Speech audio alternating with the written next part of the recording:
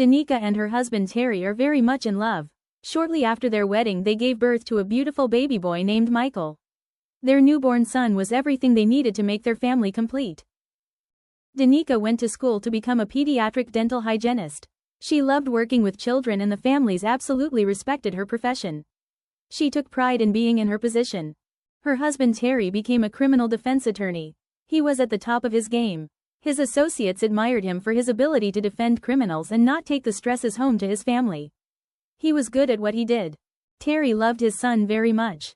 He always made sure to find time for him. Danieka had the life she always dreamed of. Preparing dinner for her family was the highlight of her day. One day the family of 3 decides to go to the beach. Danieka sits in the sand with their son and notices how handsome her husband looks. The women all stare for long periods of time flirting with him. His only focus is on his family. My wife is so beautiful, he thought to himself. No other woman could ever compare to her beauty. Danieka was his peace of mind and he cherished her. She was his life. The following day Terry had to defend a criminal who'd committed some heinous crimes.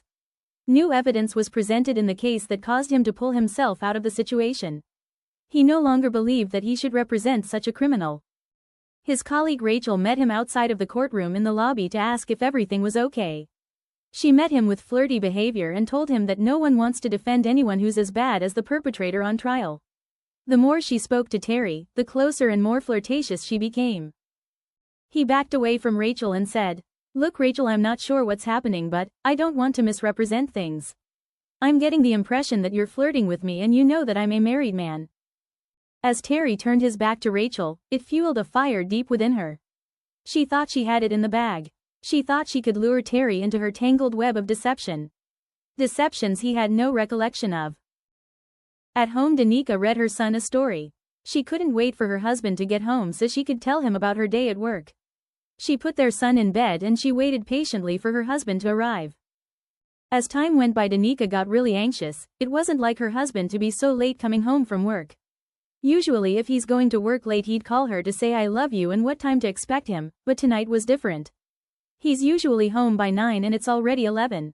She was worried for her husband. The more she called him and he didn't answer, her worst fears were coming up in her mind.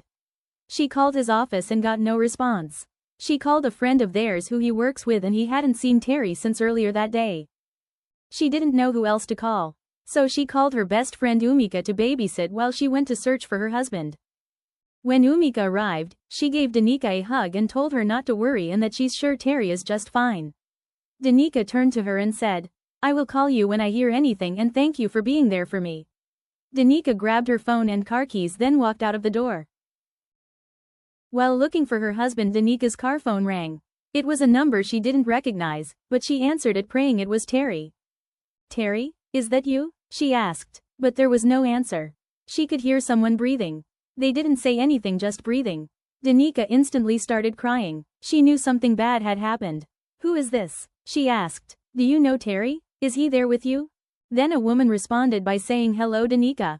Why does a woman like you get to be blessed with such an incredible gift of a husband? You're no better than me and you could never give him what he truly deserves." Danieka told the woman, "Look bitch, I don't know who you are or who you want to be, but messing with my husband ain't what you want to do in life, trust me. Now, tell me where my husband is or it's gonna be a problem." The woman just laughed and told Danieka that if she tried to find her husband, something bad would happen and that she would be responsible for her husband's demise.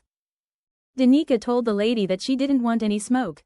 She just wanted to know where was her husband. The woman told her to meet her in the hotel lobby and that if she contacts the police, Terry would pay the price.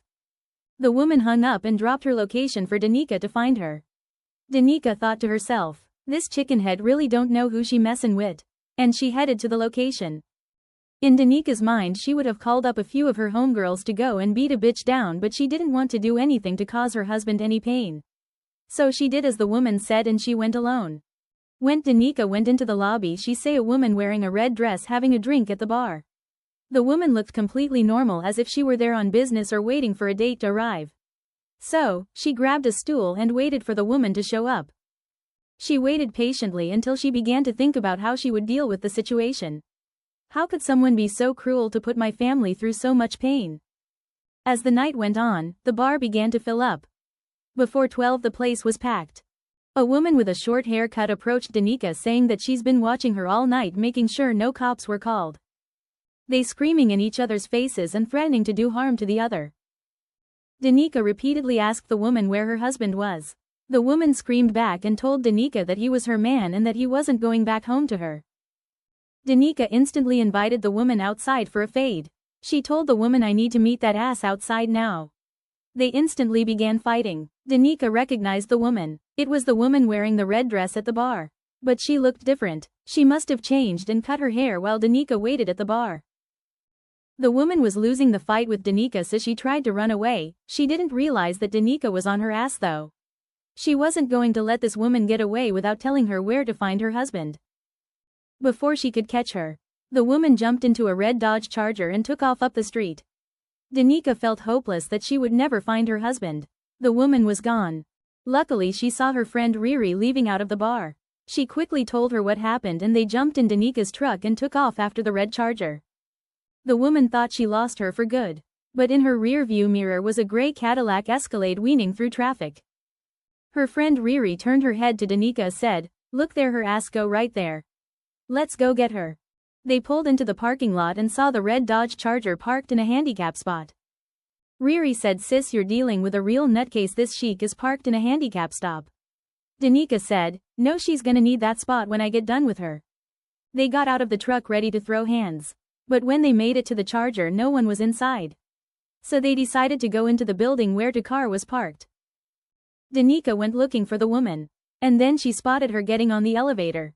As the door was closing, the woman said, "Come to room 218 on the second floor if you're so tough." They quickly got on the elevator and went to room 218. Riri went into her purse and grabbed her taser, and said, "You know I got my bitch," as she laughed. Danieka was happy to have a true friend with her. She didn't know what kind of trouble her husband was in, but she knew that she wasn't alone in this matter. As they got off the elevator, they could see room 218's door open. They were hesitant to go inside, because obviously it was a setup. Danieka took a breath and slowly opened the door. There was her husband tied to the bed. Before Danieka could say anything, Terry yelled out, "Run, call the police." But it was too late. The woman was standing behind the door. She closed the door and told Terry that because he didn't represent the client she was secretly sleeping with, he's going to prison for a long time and that he was going to pay. Danieka put her hands in the air and Riri zapped her in the chest with her taser. The woman fell to the floor and said that she will get her revenge. Danieka punched her in the face and the woman fell out. Danieka untied her husband from the bed and they went into the hallway and called the police. When they went back into the room, the woman was gone. And Terry said, "Her name is Rachel. I don't think she's going to leave us alone."